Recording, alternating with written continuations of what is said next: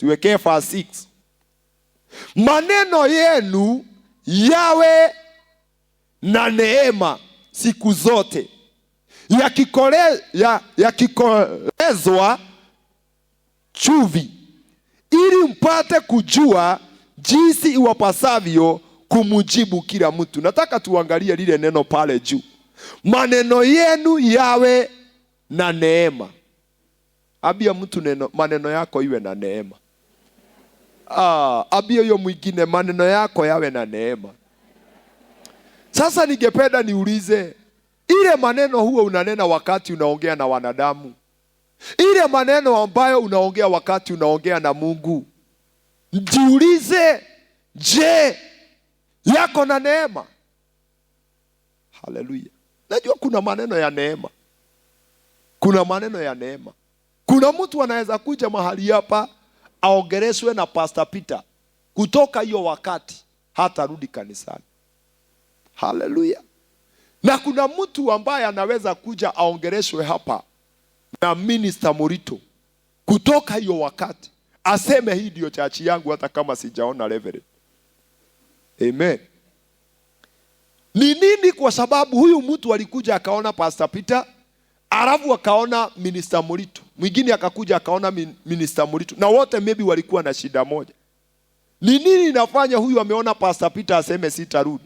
Ni nini imefanya huyu ameona Minister Morito aseme ya kwamba hii ndio chachi yangu hata kama sijaona Reverend wa mahali hapa? Ni kwa sababu ya maneno ya neema. Bia mtu tupokee maneno ya neema. Jina la Bwana lipewe sifa. Haleluya.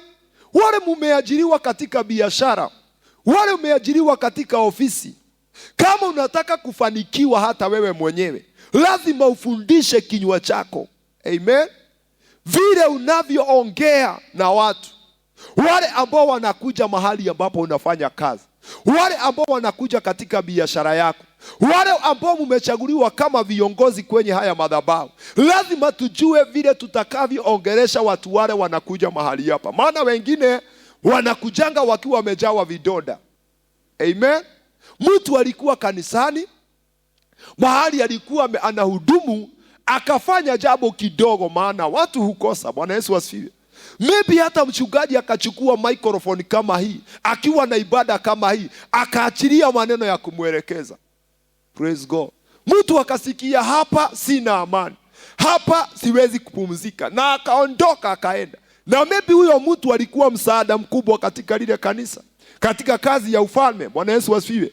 Haleluya. Kwa hivyo lazima tuweze kuelewa kuongea. Lazima tuombe Mungu atusaidie. Vinywa vyetu tutazilinda wakati tunapoongea. Bwana Yesu asifiwe.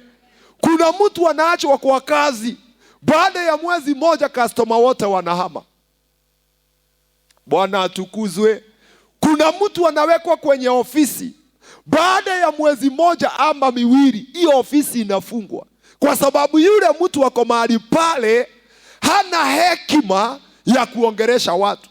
Maneno yale yanaongea haina neema, anaongea tu aongee. Jina la Bwana lipewe sifa. Haleluya. Na hii ni mambo ambayo imejaa hata kanisani. Mtu anapewa tu kazi ya kuongoza ashari, mtu anapewa kazi ya kuongoza wazee, mtu anapewa kazi tu ya kusimamia media kama hii. Jina la Bwana lipewe sifa. Haleluya. Mtu anapewa tu nafasi ya kusimamia praise and worship, kusimamia wanakwaya, kusimamia wamama, lakini anakosa maneno ya neema. Jina la Bwana lipewe sifa. Ninaomba Mungu atusaidie katika jina la Yesu. Maana watu wale ambao umepewa kusimamia, labda ndio wamebeba baraka zako. Mahali ambapo umeandikwa maybe kwa ofisi na kwa biashara, maybe vile ambavyo unaweza kusimamia hiyo kazi, Mungu anaweza fanya ikue yako. Haleluya. Kwa hivyo wakati unaongeleza customer vibaya, wakati unaongeleza wateja vibaya, waweza kuwa vile unafanya, Mungu anaweza kuona ya kwamba vile unafanya kwa hii kazi ya huyu mtu, wewe hata siwezi kubariki na yako, utaajiriwa miaka yote. Jina la Bwana lipewe sifa. Na utakuwa unaajiriwa unafutwa, kwa sababu hata wale wanaajiri watu wanataka mtu ambaye anajua kuongelesha watu. Sijui kama uliwahi kuenda hoteli zingine, yaani unaambia mtu akuletee chai, anakuangalia, unamwambia si nimekuitisha chai, anajipatia shughuli zingine. Haleluya. Na unaona anakuangalia na sura mbaya, na ni pesa umeleta mahali pale. Mimi hoteli kama hiyo sirudingi hapo. Amen. Lakini kuna mahali ambapo unaenda kwa hoteli na huyo mtu ni kuajiriwa, ameajiriwa, anakuongelesha maneno ambayo unasikia hata unaweza leta watu wengine hapo. By the way, hata inafika mahali unakunywa chai, unamwambia keep. Amen. Sababu amekuongelesha.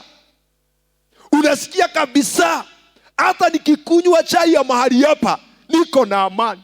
Na ukimwambia panguza mahali hapa, anakimbia anapanguza. Lakini kuna mwingine unamwambia panguza mahali hapa, anakuangalia vibaya. Na wengine wanaongea vibaya, wanafukuza wateja. Ninaomba hili kanisa halitakuwa na watu kama wao. Jina la Bwana lipewe sifa. Kwa sababu lazima tujue maneno ya kuongea na Mungu vizuri na kuongea na wanadamu, kwa sababu baraka zetu zimefichwa katika ulimi wetu. Unaposikia mauti na uzima ziko katika uwezo wa ulimi. Verse 20 hiyo, Proverbs chapter 18 verse 20 inasema tumbo la mtu litajazwa matunda ya midomo yake. Kufanikiwa kwako, kubarikiwa kwako, haleluya, kumefichwa katika ulimi wako. Vile unaongea na watu, vile unaongea na Mungu, kufanikiwa kwako na kuingia katika hatima yako italingana na mdomo wako, italingana na vile unaongea. Jina la Bwana lipewe sifa. Haleluya. Na ndiposa Paul alifundisha Timotheo, maana Timotheo alikuwa anataka kumwachia kanisa. Akamwambia 1 Timothy chapter 5, tuangalie tu kwa sababu ninaenda kwa haraka na Mungu atatusaidia katika jina la Yesu. Ninataka tuwe na watu ambao ukiajiriwa mahali utakuwa mtu wa kukaribisha watu. Utakuwa mtu mwenye kujawa maneno ya neema. Unasikia vile Paulo amewaambia Wakolosai, maneno yenu yawe na neema siku. Haleluya. Ambia mtu siku zote. Si hapa kanisani ndio uko na neema ya kuongea. Paka unasalimia pastor, unainama, thank you pastor, thank you reverend. Lakini ukifika kazini, si lazima ununue kwenda huko. Haleluya. Bwana Yesu asifiwe. Unayana sinda akinisubua. Ulifungua ya nini kama hutaki kusubuliwa? Kama ulifungua biashara, kama ulifungua ofisi, si kama haukutaka kusubuliwa, si ungefunga ukae nyumbani? Nani angekuja kukusumbua kwako? Haleluya. Ongelesha watu vizuri. Hata kama anakusumbua, wewe umefungua hiyo biashara, ndio unafaa kuwa na hekima ya hali ya juu. Ndio kuna watu usumbua, lakini kwenye hiyo usumbua wake unaweza msaidia kwa maneno yako, usumbua wake ukue mteja. Bwana asifiwe sana. Kuwa nafurahia sana pale Ngong. Kuna jamaa alikuwa hapo ameweka biashara. Customer anakuja, anachagua nguo. Unajua kuna customer wanapima kila kitu. Haleluya. Sasa huyo jamaa alikuwa mtu wa hasira. Anamwambia kwenda huko, hata hauna kitu. Na mimi namngojea kuja. Hakikuja, namuona vile amekuja. Yes customer. Ananiuliza unauzaje? Kwanza sasa ninamwambia bei kubwa kuliko ile alikuwa ameambiwa pale. Akitaka kurusha chini ninamwambia kwani ulikuwa unataka uko na ngapi? Haleluya. Anasema bei ya kwanza, bei yenye imenipatia faida already. Ewe tida uweki ya moko hawe. Bwana Yesu asifiwe. Bei ile anataja ya kwanza ni bei ambayo ninahesabu ya kwamba hata saa hii asipotoa pesa ingine naweza funga aende nayo, maana already niko na faida. Amen. Lakini ninamuongelesha. Amen. Namwambia kwamba si ungeongezea 200. Oh haleluya. Bwana Yesu asifiwe. Haniambia kwamba hapana, wacha niongeze 100. Nasikia faida imeendelea kuongezeka. Weka hapo wewe. Bwana asifiwe sana. Ninamuongelesha kabisa. Ananiambia wacha basi niongeze 50. Basi namwambia ni sawa, haina shida, lakini si uchague hata ka blouse zimachishe. Anaingia tu hivyo. Blouse inaleta faida, skirt inaleta faida. Alafu next soko, haleluya, anakuja na wengine 2 3. Anamwambia kuja nikuonyeshe kuna mtu anauzanga nguo bei mzuri. Na mimi nauzanga bei kali kuliko ule. Sasa lazima ujue kuongea. Bwana Yesu asifiwe. Maneno ya neema. Akiniambia vile ambavyo ameambiwa mahali pale, ujamani mtu mbaya, namwambia achana na. Unajua watu wengine hawana hekima. Yes, mimi ndio na hekima. Haleluya. Namuongelesha. Na kuambia saa hiyo, akikuja soko ingine hata hapiti hapo na watu wale amekuja na wao. Anapitia bali, anakuja direct kwangu. Ananunua.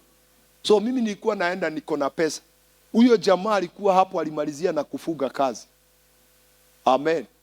Na mimi nikabaki kuendelea mpaka wakati wa Mungu aliponiambia sasa toka sokoni. Bwana Yesu asifiwe. Si maneno yetu yawe na neema jameni. Tuchawe neema. Haleluya. Bwana Yesu asifiwe.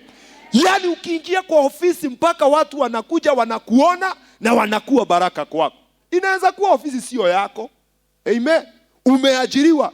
Lakini kuna vile unaweza ongea na watu maneno yenye neema. Mpaka mtu anaacha kitu anakubariki. Hata hii church. Bwana Yesu asifiwe.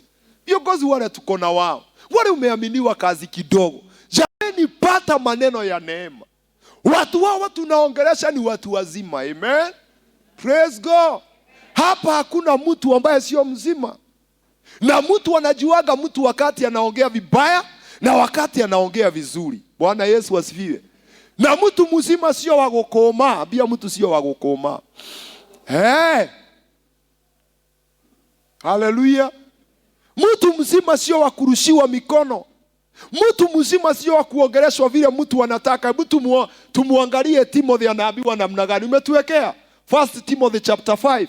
Anasema 1 Timothy chapter 5 verse 1.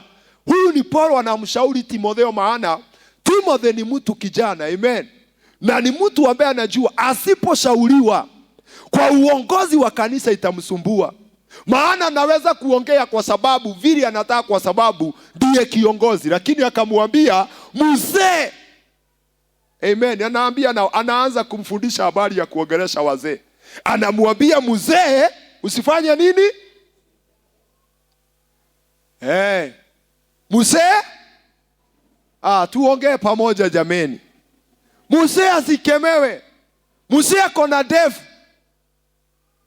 Mzee ako na movie. Hata kama nimeitwa mimi ni mchungaji, lazima niwe na maneno ya neema ya kuongelesha hawa wazee unaona hapa. Because kila mtu hapa ako na mtoto, mwingine ako na mke, mwingine ako na watoto 4. Alafu mzee huyo niweze kumkemea tu hivyo hadharani mbele ya watu. Bwana Yesu asifiwe. Huyo mzee anaweza kuwa na kidoda mpaka akae nyumbani. Na kuna watu wamekaa nyumbani kwa sababu ya hiyo. Ninaomba hii neno likuwe lako katika jina la Yesu.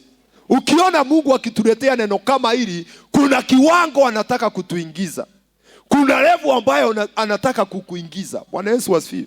So akaanzia kumwambia kwamba hata kama wewe ndiwe unaongoza hawa watu, wewe ndiwe mchungaji wa hili kanisa, na kuomba wewe Timotheo. Haleluya. Na usiniambie wewe neema yako ni ya wainjilisti. Hebu salimia mtu mwambie usiniambie ati wewe ni mwinjilisti. Haleluya. Kuna wainjilisti wanajua kuongea na wanabarikiwa. Lakini ukiwa mwinjilisti hujui kuongea, haleluya, utakuwa mwinjilisti ambaye anatembea miguu. Bwana Yesu asifiwe. Unajua mwingine alisema pale Railways ati mtoe sadaka. Hii gari mnafikiria inakunywanga uji. Nani ajui gari inakunywa mafuta? Sasa huyo uinjilisti yako hiyo inakataa. Bwana Yesu asifiwe. Haleluya. Lazima uwe na wisdom. hata ukiwa apostle, amen, lazima uwe na wisdom ya kuongea, kwa sababu pasipo na hawa watu hakuna mahali utaenda. Jina la Bwana lipewe sifa. Hiyo biashara unayofanya, hata kama uwekelea milioni 1, pasipo na wanadamu hakuna mahali unaenda. Hiyo ofisi ambayo umeajiriwa, pasipo na watu kuingia hauwezi kupata mshahara. Tusalimiane hewani wapendwa. Bwana Yesu asifiwe. Lazima ujue kuongea na kila mtu. Kwa hivyo Paulo akamwambia, kwa sababu najua uko na calling, uko na mwito, tafadhali, haleluya, watu wazee wanapokuja usiwakemee. Haleluya. Bwana Yesu asifiwe. Anawaambia bali umuonye kama baba. Haleluya. Kwa hivyo hata kama wamekosea, tunafaa kuwaongeresha. Amen. Bwana Yesu asifiwe. Hapa wewe mzee haukufanya vizuri. Amen. Kanyi haukufanya vizuri, najua hujafanya. Ni kuongea tunaongea. Bwana Yesu asifiwe. Haukufanya vizuri. Amen. Hivyo umetumia huyo mama message, umefanya vibaya sana, maana utaharibu kanisa. Amen. Hivyo umehangia huyo mama, umefanya vibaya, maana hiyo sio tabia mzuri kwa mtu wa Mungu. Si ni kweli? Hiyo ndio kuongelesha mtu. Amen. Hallelujah. Na sasa hiyo umemuita kado. Mimi nasemanga tunakosananga na Pastor Githinji yule unaona ako hapa. Lakini sijawahi chukua microphone hapa nikasema na huyu mtu wa Mungu ni mtu baya sana, na muitaga tunaenda kwa kiwaja ile. Kama tuko kule tunaongea tu kama mtu wa Mungu, na mundu wa Ngai ndurathi wega. Tunaongea. Amen. Maana najua ni msee. Amen. Na msee si wa huyu pasa tuko na yeye, Pastor Peter hapa. Aliwahi kukosa, lakini sijawahi mkemea kwa sababu niko na authority juu yake. Ninamuitaga kwa ofisi tunaongea. Amen. Namwambia na mtu wa Mungu umeliginyuka. Amen. Sisi tunaongea hapo. Si bado ni rafiki. Anamwambia sasa hapa kanyagia pande hii. Kama unataka kuenda bali kanyagia pande hii. Haleluya. Na unaona kabisa ameingia katika rai na tunafanya kazi kwa pamoja. Amen. Kwa hivyo Paulo anamwambia Timotheo, mzee umuongeleze kama baba. Alafu anamwambia na wanaume vijana kama ndugu. Amen. Na wanaume vijana, anamwambia youth ikikuja. Youth inakuanga na vituko nyingi, lakini nashukuru Bwana ya hapa haina. Hallelujah. Praise God. Yani unaona mwana youth ameokoa kabisa, lakini nimeona kutana na wengine wanatoka church wanasalimiana, wanahangiana, alafu wanakisiana. Sasa baada ya kukuja hapa na hii microphone useme kama wewe, kama usi wewe kuongea naongea sijaona. Amen. Wewe Jerry umekuwa kitu kibaya sana, unafanya usherati na unakuja unamuita, unaketi na yeye chini, unamwambia na hiyo niliona umefanya vibaya sana. Watu wale wataona hivyo, watamchukia Mungu. Amen. Hiyo tabia umeanza kufanya, itafika mahali watu wakifika hapo watachafua kazi ya Bwana. Jina la Bwana lipewe sifa. So lazima tuwe na wisdom. Abia mtu wisdom. Hallelujah. Kijana aongeleshwe kama ndugu. Alafu anaambiwa aje?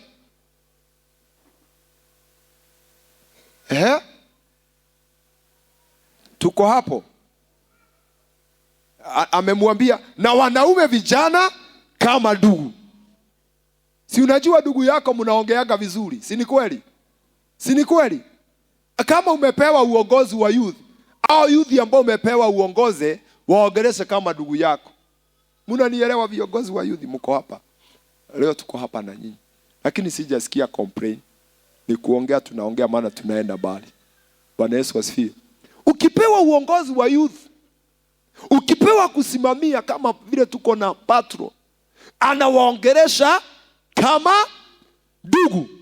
Hautaona mtu amehama church Hautaona mtu akisikia kwamba kuna project ambayo iko kanisani anakataa kujitolea, kwa sababu mtu akiongeleshwa kama ndugu husikia ya kwamba niko nyumbani, husikia niko mahali panapofaa. Amen, haleluya. Alafu hiyo ingine anamwambia namna gani? Anasema wanawake wazee, haya ni atumia aria akuru. Hii nyumba tuko na wamama wamebarikiwa na miaka. Amen, haleluya. Hawa lazima ujue kuongea na wao, na atumia acio nio masapota wira wa Ngai. Haleluya. Kwa hivyo kama wewe uko na miaka midogo na umepewa uongoze hao wa mama wako na miaka, lazima ujue hii. Bwana Yesu asifiwe. Wamama si wa kuambiwa kwamba lazima we utatuondolea watu. Munanisikia? Sawa. Munaonaje wamama? Bwana asifiwe. Wamekuja ama hawajakuja? Munanishika? Munanichua? Yani lazima tuwe na wisdom. Haleluya. Tikwaria na kigothuko. Wakati mtu anaongeleza mzazi wake, mimi sijawahi kuona mtu mwenye hekima anaambia bama noi wa mami. Na in fact yale maragio gwa mbere mundu ekiragwo haha. Wale tulikuta hapo tuinue mkono. Si unaona ni wengi. Ugekirwo gunyo ugoka wega. Na hiyo siku unanyimwa chakula. Amen. Sababu uliongeresha mama fulani vibaya. Mimi nashangaa siku hizi tuko na vijana ambao wanarusha mikono, wanatusi watu, wanaongeresha wamama wazee vibaya. Yaani mtu mpaka anatusi watu hadharani, watu wakisikia, wamama wazee wakiwa hapo. Anaongea vile ambavyo anataka. Kijana ama mtoto umemzaa, anaongea vile ambavyo anataka na mama yake. Mimi naomba Mungu atusaidie katika jina la Yesu. Haleluya.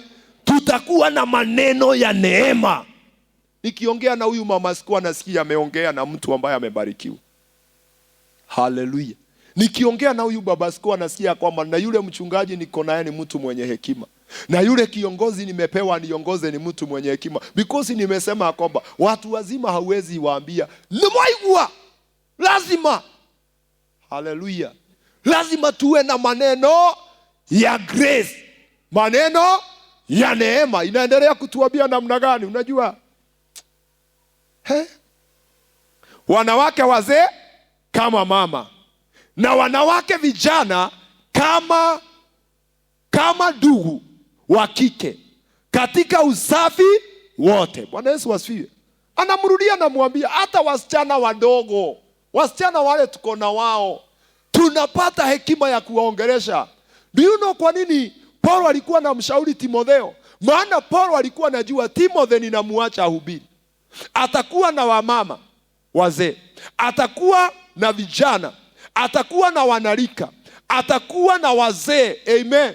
Na kanisa bila wazee haliendi mahali. Kanisa bila wamama haliendi mahali. Kanisa bila vijana hawaendi mahali. Bwana Yesu asifiwe. Haleluya.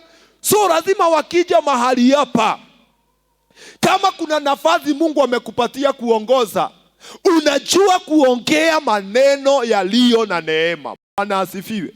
Maana mwingine hataka kuona mchungaji, hataweza kumuona maybe ameshikamana, lakini amekuta deacon mahali pale. Deacon akipokea neno hili leo, amen, huyo mtu amuongelesha maneno ya neema, atasikia kama kwamba amekutana na mchungaji.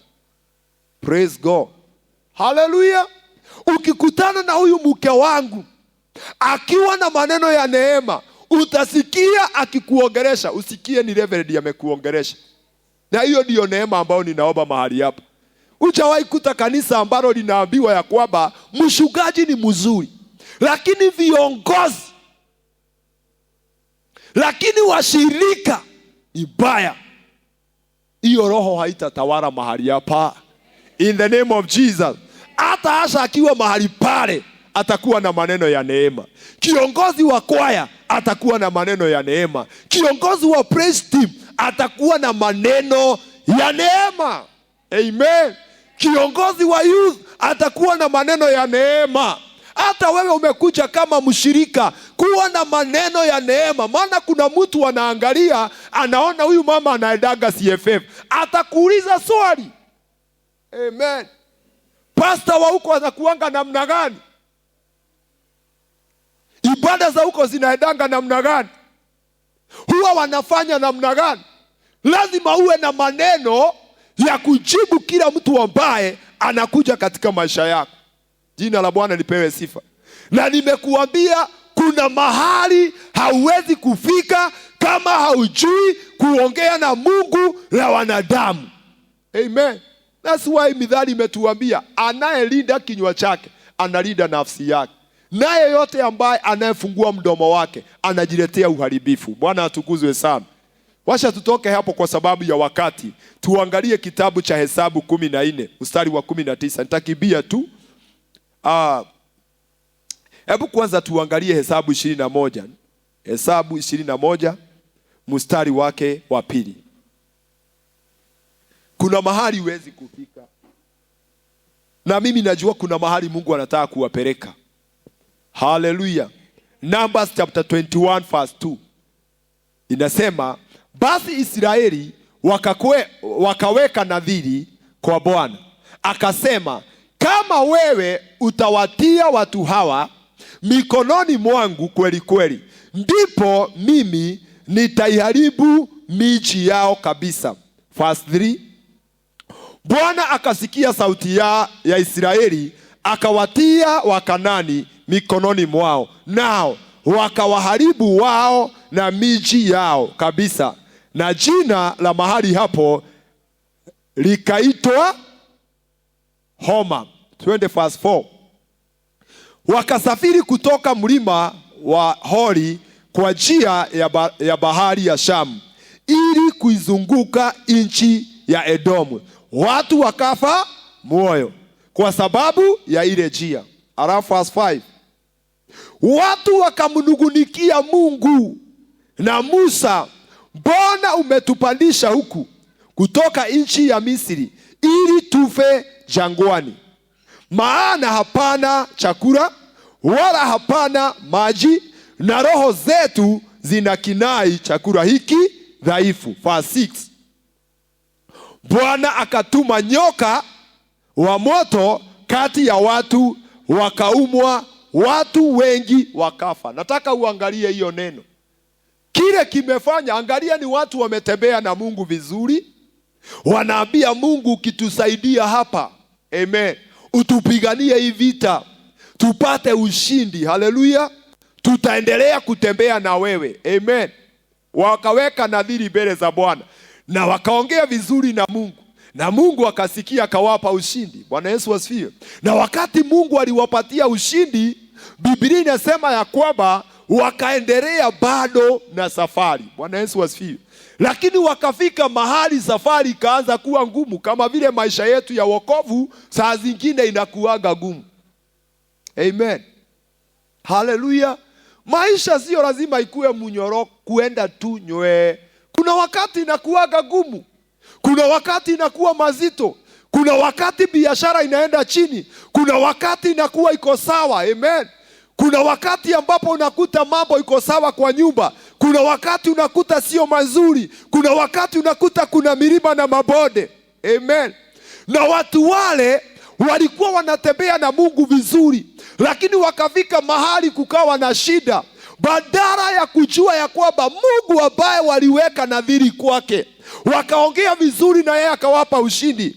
Wakati shida imekuja, mioyo yao ilichoka. Bwana Yesu asifiwe. Haleluya. Walipoona shida ingine imekuja, walisahau yule Mungu waliongea na yeye akawapatia ushindi. Mioyo yao ikaanza kuchoka. Na watu wengi huwa wanaanza kuongea vibaya wakati ambapo mioyo yao imechoka. Haleluya. Wakati mioyo imechoka ni vizuri kujiangalia. Unaweza tembea na Mungu vizuri. Hata wakati Musa alikuwa anatembea na Mungu vizuri, kuna wakati alifika shida ikakuwa nyingi, Mungu akafika mahali Musa akamuongeleza vibaya. Akamwambia, hawa watu ni mimi niliwazaa. Ukiona ile maneno alimwambia, sitaki kuisoma hapa, wacha tuwashane nayo. Unajua ama uende usome kwa wakati wako. Numbers chapter 11 from verse 16. Hallelujah. Akamuongeleza Mungu, ni mimi niliwazaa hawa watu, na ni yule Musa ambaye alikuwa anatembea na Mungu, anaambiwa ya kwamba guza maji yanakuwa damu, anaambiwa ya kwamba nguza kijiti chako chini kinakuwa nyoka. Anaenda kule Misri. Bwana Yesu asifiwe. Farao anainua wachawi, wanaleta nyoka. Musa nyoka yake inameza nyoka za wachawi wa Farao. Sasa imefika mahali moyo wa Musa umechoka na safari na hali. Shida imekuja. Amemuuliza Mungu, hii mzigo umenibebesha wa watu hawa ni mimi niliwazaa? Akamwambia, kwa nini unanibebesha mzigo mzito wa watu haya kama mimi ndiye baba yao? Yaani ni Mungu anaongelesha hivi. Sasa tunaona hata kwa wana wa Israeli, mioyo yao ilipochoka, Biblia inasema ya kwamba wakamnungunikia Mungu na Musa. Na ukisikia mahali kuna nugunwa, hakuna maneno mazuri. Amen. Ama kuna mtu ananuguna ananena maneno mazuri? Hebu niona wale walinuguna wakanena maneno mazuri. Hakuna. Bwana Yesu asifiwe. Wakati unanuguna, hata mtoto wako kuna wakati unasikia na mundu ucio ni anuguna ukamenya heki udwaria. Kwanza mama zamani angesikia umepiga hiyo tu. Hiyo.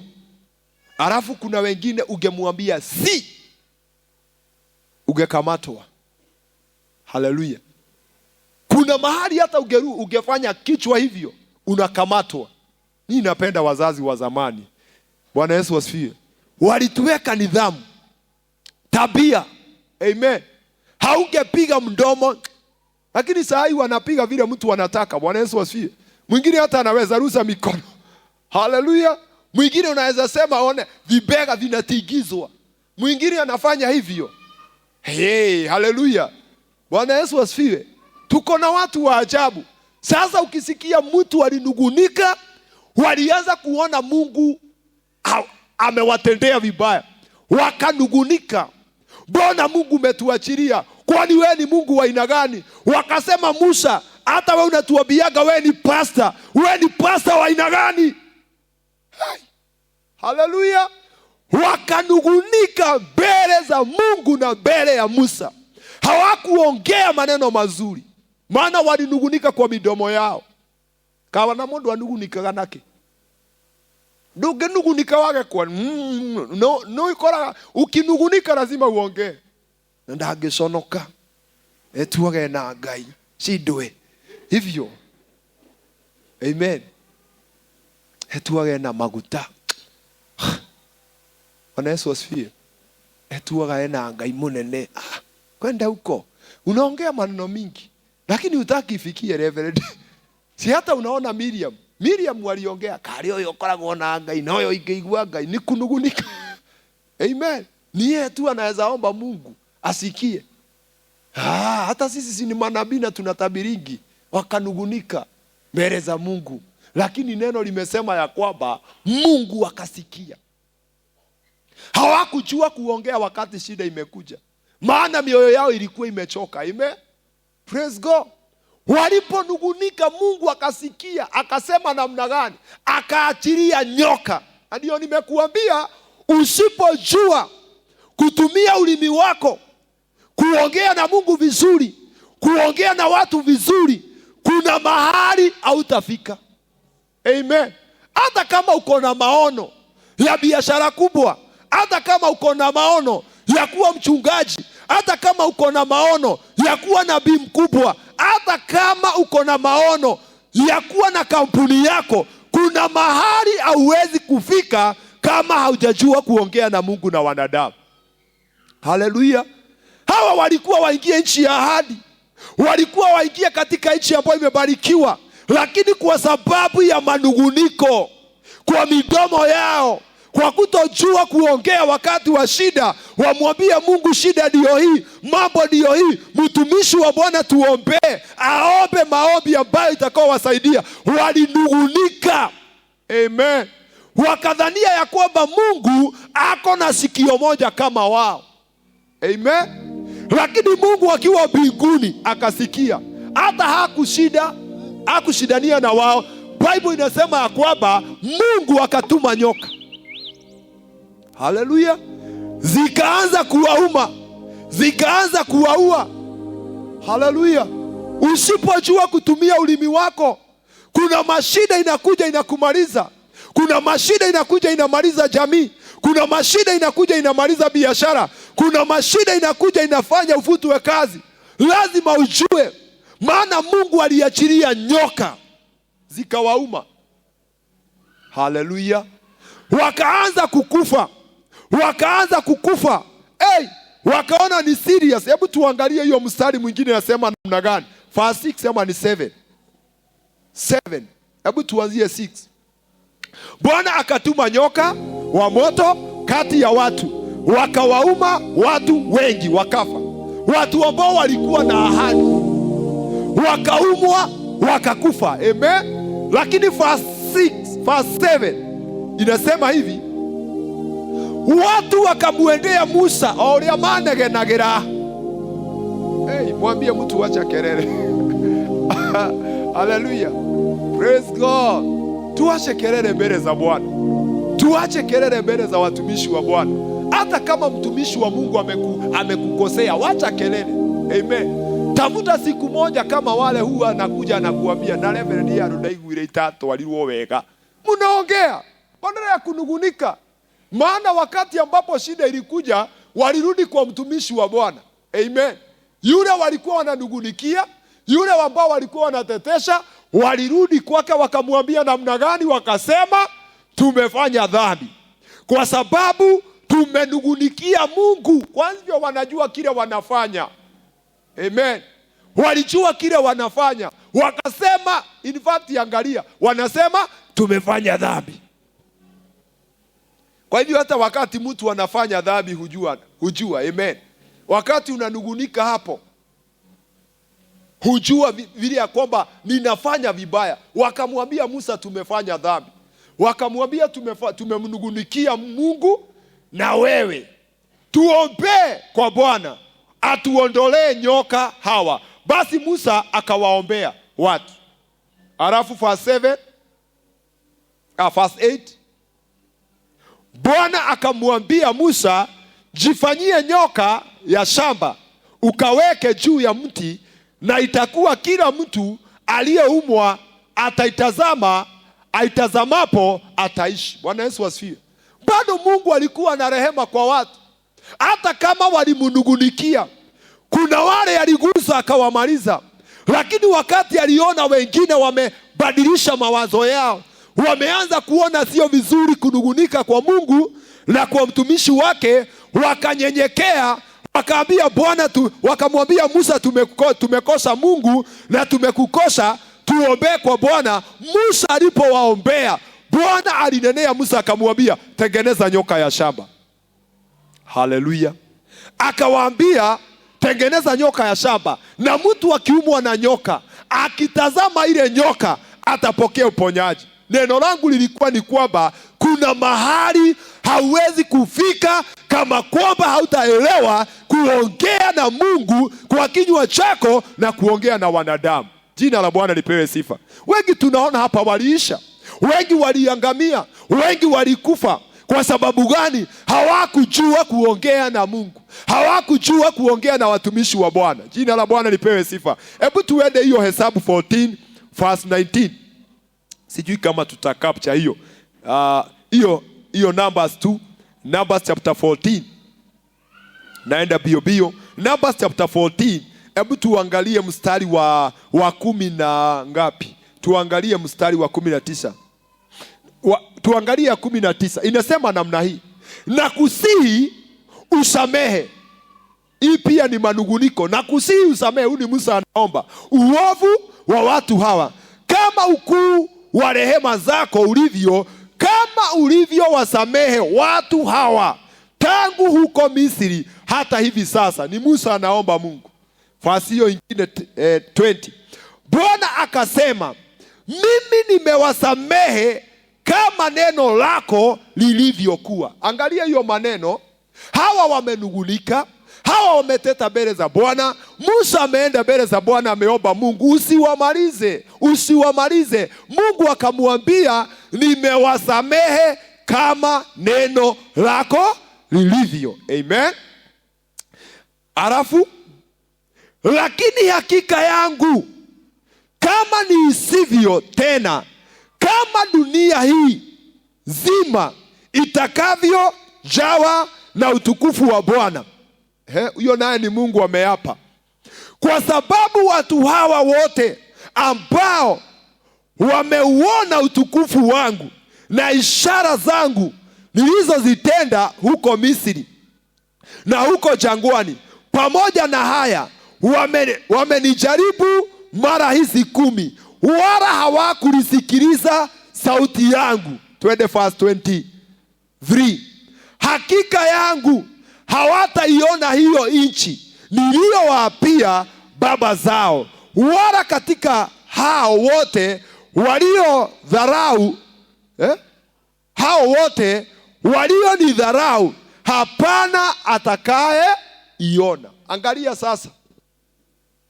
Amen. Praise God. Mungu sasa ameombwa na Musa na amesema, sina shida, nimewasamehe. Vile ambavyo umeniomba nimesikia. Lakini kama vile ni isivyo, amen, otorea ndoraga muoyo.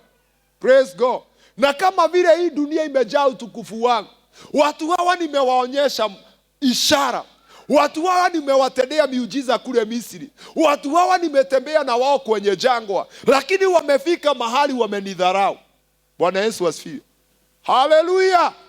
Wamefika mahali wamenidharau.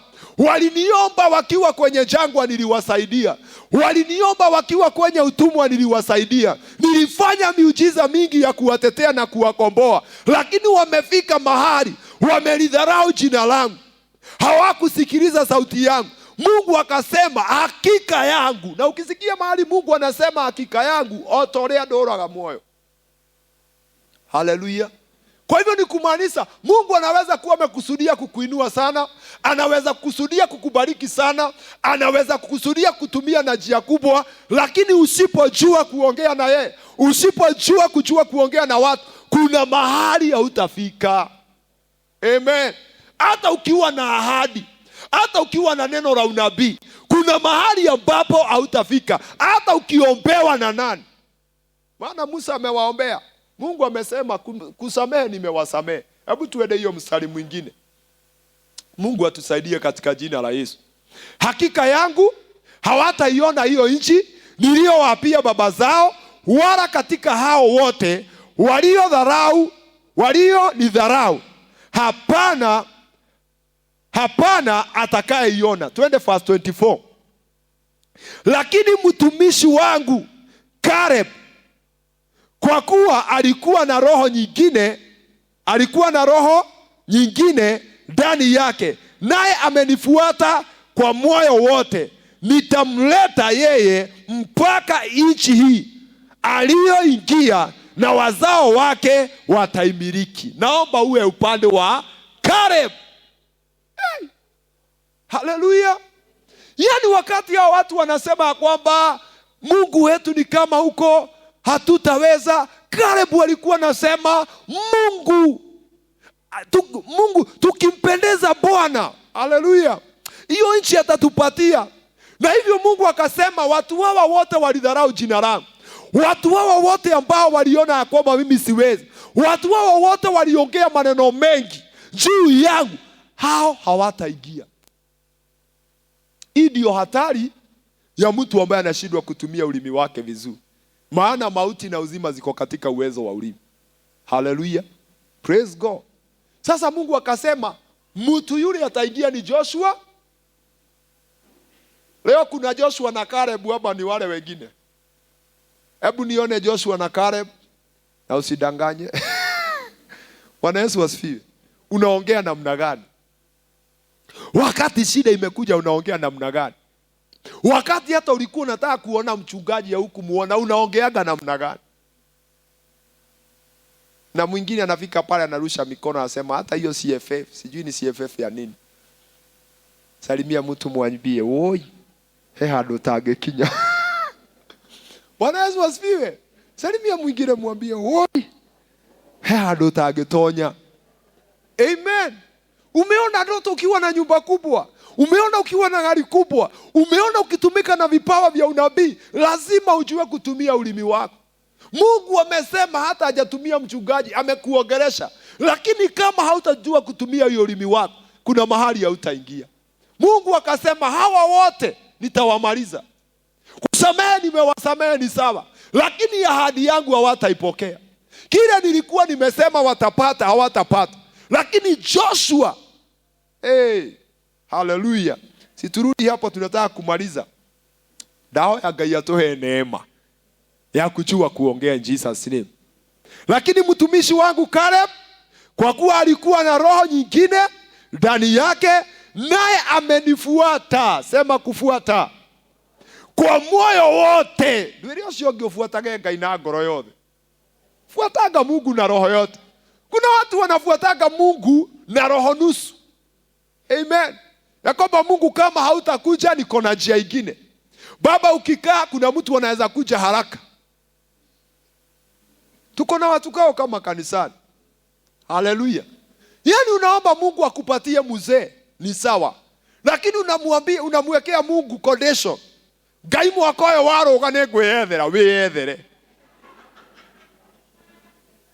Haleluya. Jitafutie utaona cha mtema kuni. Kuna mahali hautaingia. Amen. Mungu usiponipatia gari, nitaingia kwa Illuminati nipewe. Ingia. Lakini itakuua. Bwana Yesu asifiwe. Mungu usipokuja, nitajireta. Hey!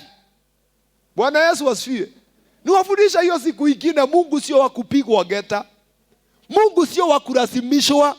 Yeye hufanya mapenzi yake. Hata Yesu wakati alikuwa anapitia uchungu, alimwambia kama ni mapenzi yako, niondolee hiki kikombe, lakini kama si mapenzi yako basi itendeke vile tu umepanga. Hallelujah. Praise God.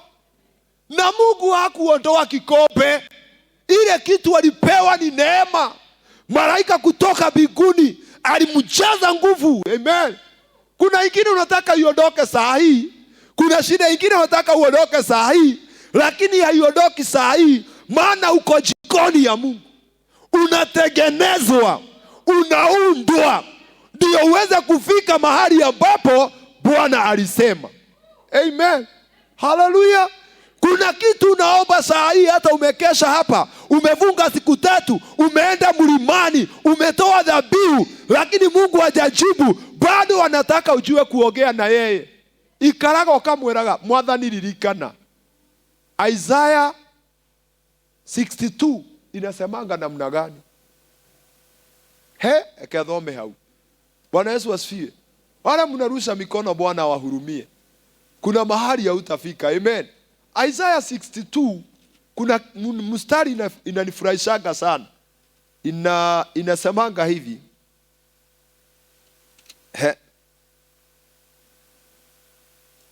Washa tusome verse 6. Inasema, nimeweka walinzi juu ya kuta zako, Yerusalemu. Hawatanyamaza mchana wala usiku. Ninyi wenye kumkumbusha Bwana, msiwe kimya. Umeona? Badala ya kunugunika, kumbusha Baba. Haleluya. Badala ya kurusha mikono kwa sababu kuna jambo unaomba limekawia, kumbusha Jehova. Neko lilikanagio. Mimi napenda watu wale ambao ukimwahidi, kuna watu anakuambia nataka utakuja kwa familia yetu. Tunaambiana tutaenda mwezi fulani. Na kuambia kuna watu wanajua kukumbushana. Amen. Kama hata niona ametuma deacon, athiwire mutongoria akiririkane tareki no 8. Amen. Na sasa zingine nilikuwa nimesahau, nimeweka kitu kingine hapo, kama sijaandika ninaiondoa haraka kwa sababu sitaki kumkosea. Amen. Kwa hivyo Mungu si wa kushikwa geta. Ukiona jambo limekalia, mkubushe. Si ndivyo imesema? Enyi wenye kumkubusha Bwana. Verse 8 huwa verse 7 inasema ni verse 8. Verse 7, wala msimuache akae kimya mpaka atakapofanya imara Yerusalemu na kufanya kuwa sifa duniani. Enyi wenye kumkubusha Bwana. Wana wa Israeli wengine waliisha kwa sababu badala ya kumkubusha Bwana, ulituambia tutaingia nchi ya ahadi. Amen. Walinungunikia Mungu. Haleluya. Walinungunikia Musa. Mpaka kwingine wanamuambia, si afadhali tungekufa Misri? Amen. Si afadhali tungewatumikia wa Misri kuliko kuliko tukuje tukufe jangwani?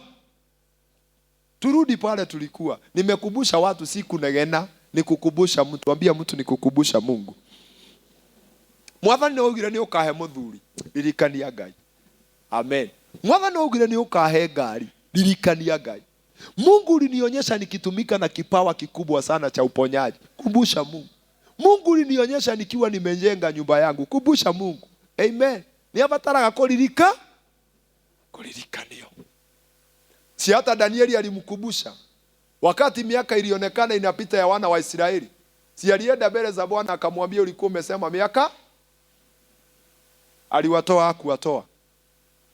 Halafu tunamaliza. Media ni nyinyi mwetuweka.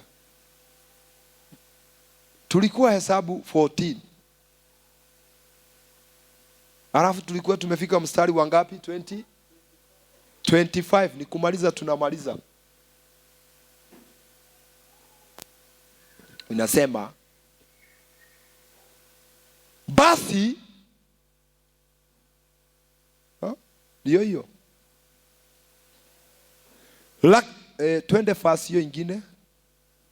Basi Muameleki na Mkanani wakao katika bonde, kesho geukeni mkaende jangwani kwa njia iendayo bahari ya Shamu. Twende verse 26.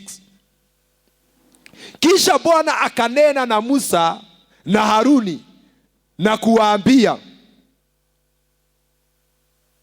je, nivumilie na mkutano muovu huu uninungunikiao hadi lini? Yani mpaka Mungu anasema adua ya meko negenera ginyare.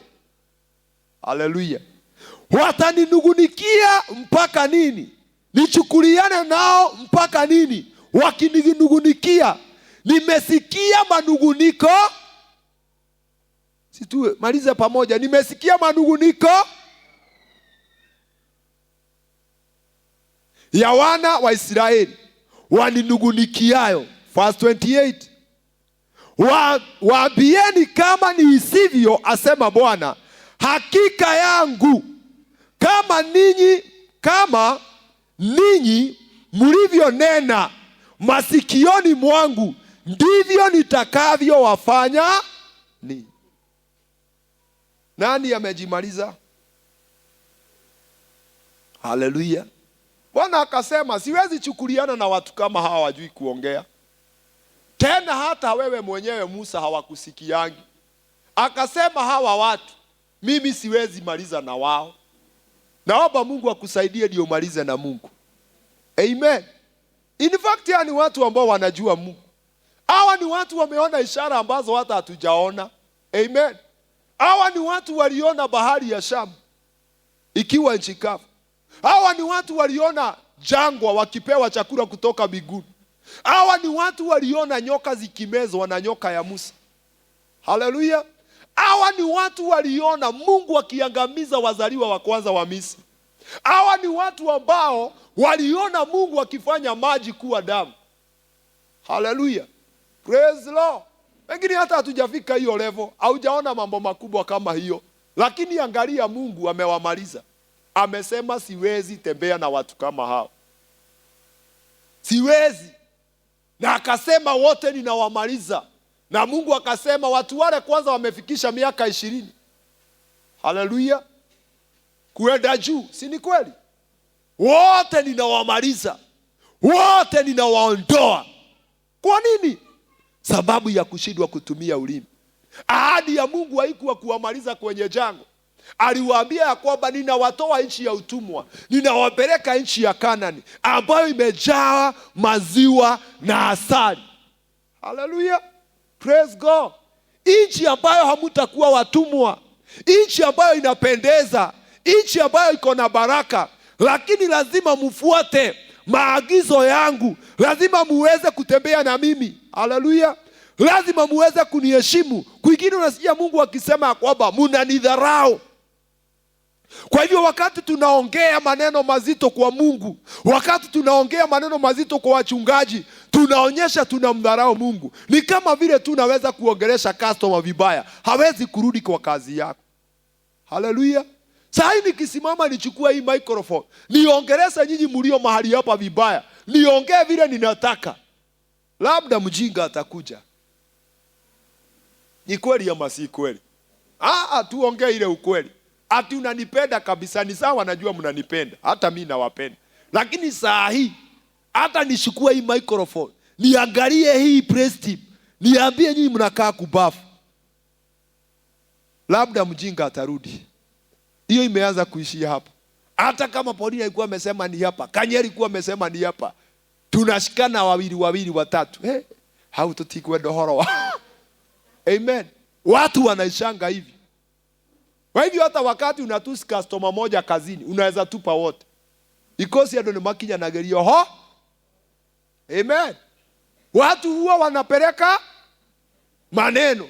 Wakati unaongelesha mtu vibaya kwa ofisi, watu wanafikisha maneno. Wakati unaongelesha mtu mahali hapa vibaya kanisani, watu huwa wanaambiana, na dikoni fulani, dikones fulani, pastor fulani ni mtu mbaya, kiongozi fulani ni mtu mbaya. Adone makinya nageria.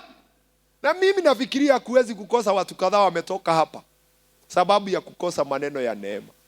Salimia mtu mwambie pokea maneno ya neema. Kama unataka kufika kwenye hatima yako, lazima upokee maneno ya neema. Jina la Bwana lipewe sifa. Usikue kama mtu ambaye anaitwa Nabali. Nabali amesaidiwa, watumishi wake wamesaidiwa na David, vitu zao zimelindwa. Lakini David ametuma vijana, hiyo ni 1 Samuel chapter 25. Kuanzia mahali pale, David ametuma vijana wake kwa Nabali. Amemwambia enda umwambie Nabali anipatie mikate kadhaa tuweze kutumia. Amen. Haleluya. Mtu ambaye hana maneno ya neema na amesaidiwa, alisema David ni nani? Haleluya. David ni nani? Na imagine ndiye alilinda vitu zake. Hata mtu wa kazi, wakati ambapo mke wa Nabali alikuja,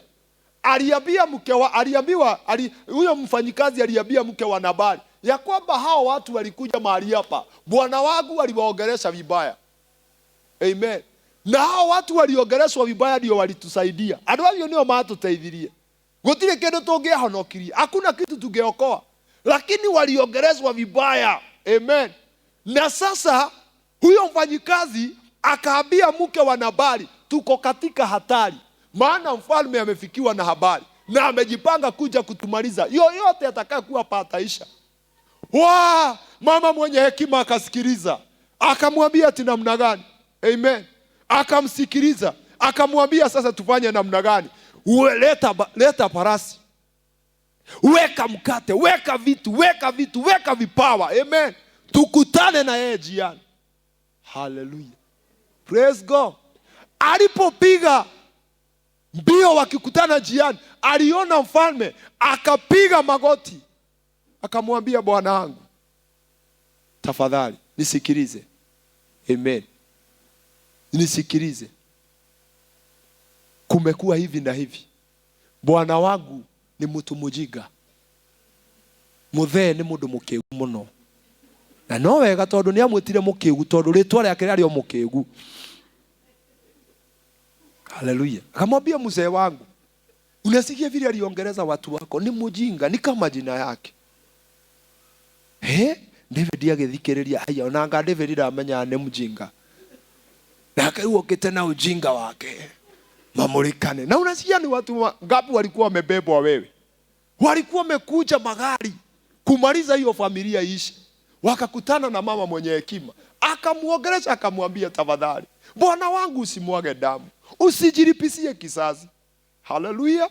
Na Biblia inasema vizuri, kwa sababu sina wakati wa kusoma, utasoma kwa wakati wako. Akamwambia, hizo vitu zote ulikuwa umetumana, niko nazo hapa. Amen. Ndio hizi. Mfalme akapokea akasema, na ahimidiwe Mungu ambaye amekutumia nisimwage damu. Yaani mtu alikuwa amekuja, ameenda kuwa mtu, amebadilishwa na mtu mwenye hekima, mwenye maneno ya neema. Haleluya. Akamwambia vipawa zote ndio hizi, vitu vyote ndio hizi. Yaani mpaka David anamsifu Bwana, ahimidiwe Mungu. Kwa sababu gani? Hakukubali nimwage damu isiyo na hatia. Alafu kutoka hapo Bible inasema vizuri, David akashukua vitu akarudi. Akaambia yule mama ambaye anaitwa Abigail. Alikuwa anaitwa Abigail. Akaambiwa kwamba aenda nyumbani kwa amani. Huyu mjinga, amen, hata hajari, ametengeneza karamu, amekunywa pombe, amelewa hiyo jioni. Mama kufika anakuta mzee, ngomeo ndigeuke ringi. Yaani mjinga tu. Yaani nafikiria hiyo ni yangu, lakini nafikiria alikuwa anatusiana tu. Shaitani hii kuje kare kama ndo Daudi no cio leu niki kiu hale nie no egoko ne kwao. Hiyo fujo. Mama naye mwenye hekima alijua hiyo saa amelewa, hakumuongeleza, akaacha walale. Alipolala akaamuka asubuhi, alimwambia maneno yote. Haleluya. Akamwambia vile kulikuwa kumepagwa na vile Mungu ameingilia kati na amesaidika. Bwana Yesu asifiwe. Mose, ukisoma mstari wa mwisho, Mungu mwenyewe ndiye alimuua. Kwa hivyo ujinga inaweza maliza mtu. Abia mtu ujinga inaweza maliza mtu. Imagine hata kama mke wake alizuilia aziwawe kwa maneno ya ujinga. Bwana Yesu asifiwe. Mungu mwenyewe alimuua. Hallelujah. Praise God.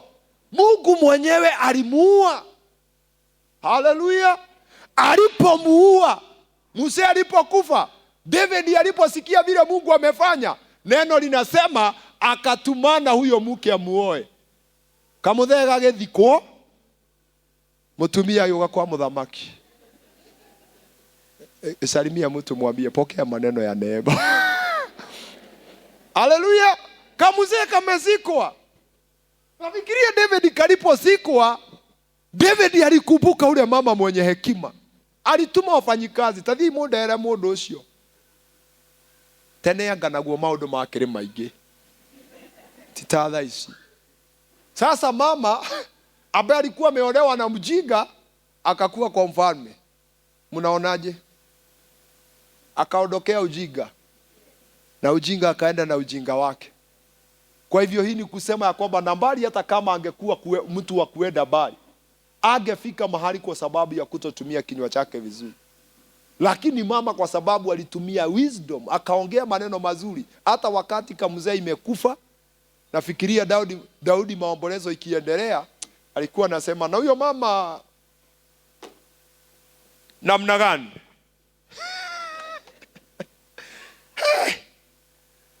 Aombea maneno ya neema in Jesus name. Madishi ikiisha hivyo, wakati aliweka mchanga,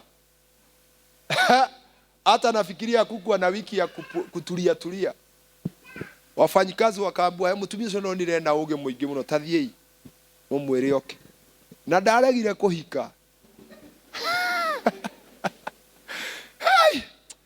Bwana atusaidie in Jesus name. Ngai kata angetuhe uge wa kwaria. Amen. Tukiwa mbele za watu, Mungu atupatie hekima. Wateja wetu wakikuja tunawaongelesha vizuri. Tukipewa uongozi mahali tunawaongelesha vizuri. Maana huyo mtu ambaye unaona mahali hapo anaweza kuwa baraka katika maisha yako. Anaweza tumika na Mungu akuingize kwenye hatima yako. Haleluya. Maana kuna mahali tunaenda. Ambia mtu kuna mahali tunaenda. tamenya he handu turathie. Amen. Kuna mahali, na kama uendi, mimi kuna mahali ninaenda. Na ndio maana ninaomba Mungu kila wakati nikisimama hapa, usikubali nipeane mambo ya nyumbani. Usikubali niweze kukemea watu kama si dhambi mtu amefanya. Usikubali niongee kama Nabali. Nipe wisdom. Nipe maneno ya neema. Mtu akikuja kuniuliza swali, Baba nipatie neno la neema la kumjibu. Maana hata kuna mtu anakuuliza unasikia hiyo swali ni la ujinga. Si ni kweli? Kwani Paulo hakumwambia Timotheo maswali ya ukubafu ikatae? Si alimwambia? Kwa hivyo alijua kuna watu wanakuaga na maswali ya uji. Siwaambie mtu hivyo. Amen. Kuna maswali utaulizwa hapo kwa kazi ya ujinga. Amen. Hallelujah. Utaulizwa maswali mingi. Hata hapo kwa ofisi utaulizwa maswali ya ujinga. Lakini hiyo maswali ya ujinga wewe pata hekima in Jesus name. Unamjibu vile inavyostahili. Hatusemi ile tunaulizangwa nyumbani ni ya ujinga, maana tuliambiwa na Bishop tunakubali. Maana unaulizwa kwa nini kumenyesha? Wewe peana vile kwa nini kumenyesha. Amen. Haya, amen. Ukiulizwa kwa nini watoto wa fulani wanasoma, jibu tu. Tuliambiwa tunajibu yote kanyi. Amen. Unaulizwa kwa nini nani amenunua gari, ujibu tu. Nowe ni uraigwa thini waku ni maswali. Hallelujah. Bwana Yesu asifiwe. Utaulizwa tu. Na hata kuna mtu atakuja hapa akuulize, kiongozi, mimi kwa nini Everett anakuaga mkonde? Utaulizwa tu ujibu. Tamusoka. Bwana Yesu asifiwe. Kwa nini Pastor Peter anakuanga na kipara? Ujibu.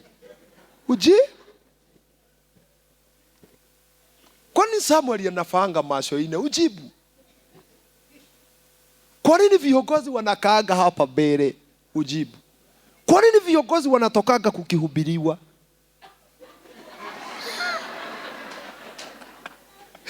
Hallelujah. Bwana Yesu asifiwe. Ujibu tu. Kwa nini pasta wenu wanarukanga juu kabisa? Ujibu. Maneno ya neema. Nawaombea maneno ya neema.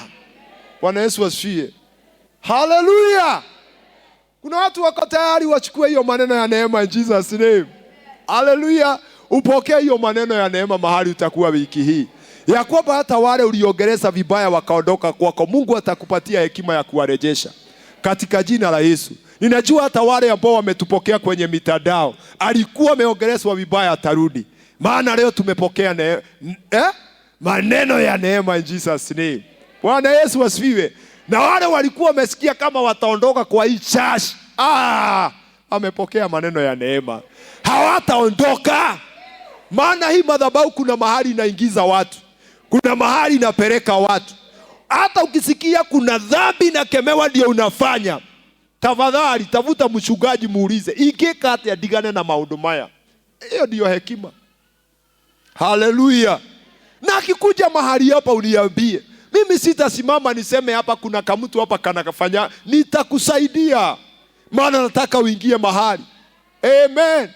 Kuna zamani nilikuwa nimeokoka na bado kuna vifungo nilikuwa nazo. Amen.